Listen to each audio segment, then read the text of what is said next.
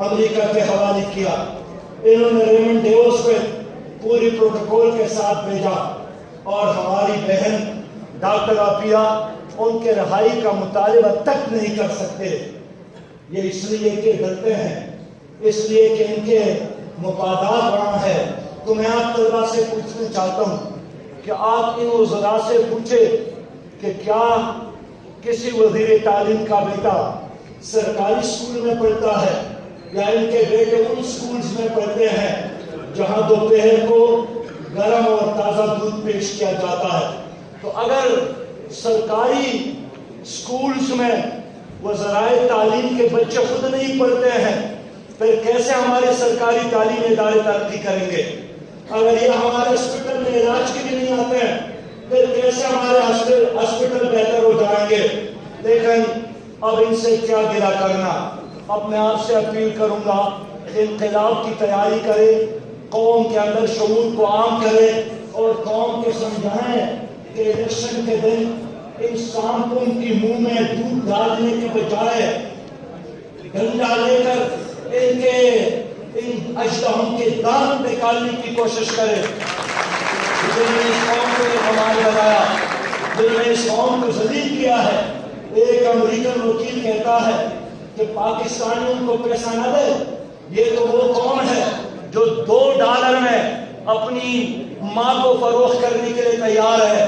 یہ غزنوی کے بچے یا عبدالی کے بچے، یہ ابن قاسم کے بھائی، اس کو کس نے یہاں تک پہنچایا کہ ایک بزدل امریکی بھی ہمیں تانے دیتے ہیں ان حکمرانوں کی وجہ سے، ان ظالم جاگیرداروں کی وجہ سے، ان کرپٹ سیاستدانوں کی وجہ سے.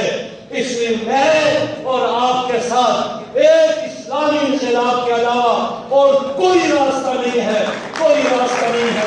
اس لیے میں ایک بار پھر اسلامی جمعیت طلبہ کو مبارکباد پیش کروں گا اور کہوں گا کہ اچھے طالب علم بنے اور تابعدار بچے بنے، اپنے والدین کے لیے مسجد کو آباد کرے، قرآن کو اپنی سینے سے لگا دے، اپنی کلچر پر فخر کرے، اپنی ہیروز پر فخر کرے.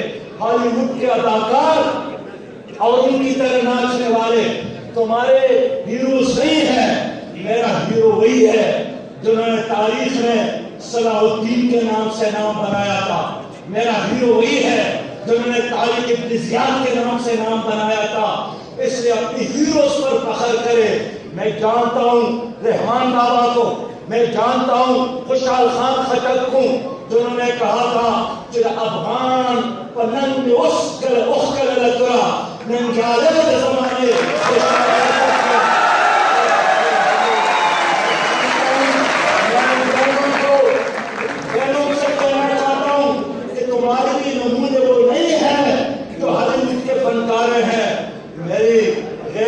پشتون بیٹی یہی کہتی ہے کہ یوم بلار سلون مرنا جو سر سر توڑا تو کہ زم پٹا بیما.